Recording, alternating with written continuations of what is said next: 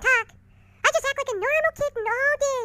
But when he's gone, I get on his computer, and I'm able to find out a lot about the world out there. The world outside my front door. And I watch your videos on YouTube, so I can see the expressions on your faces and the tone in your voice. I read your tweets and know about your lives and your problems. I try to keep a positive outlook on life.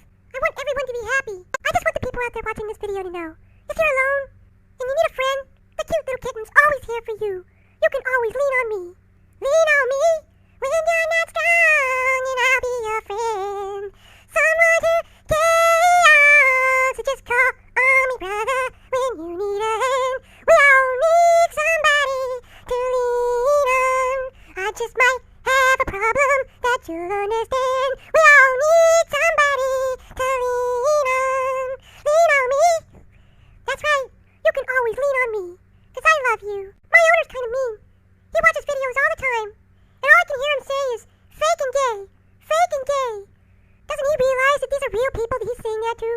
Doesn't he realize when he leaves those comments under their video that he's hurting people's feelings? I don't have a name. My owner hasn't come up with one yet.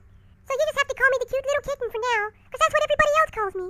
Maybe if you leave a nice name in the comments below, I'll respond to it if my owner says it. A real pretty name for a girl cat's what I'm looking for.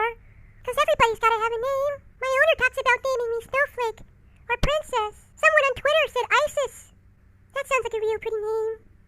But I'm still open to suggestions, and of course, it's not my final decision. I'd appreciate name suggestions in the comments below. And of course, you can always leave a video response. Maybe even pointers on making a video myself. Because I'm really a noob at this. Well, I hope my first video wasn't that bad. I guess this is where I'd ask you to subscribe.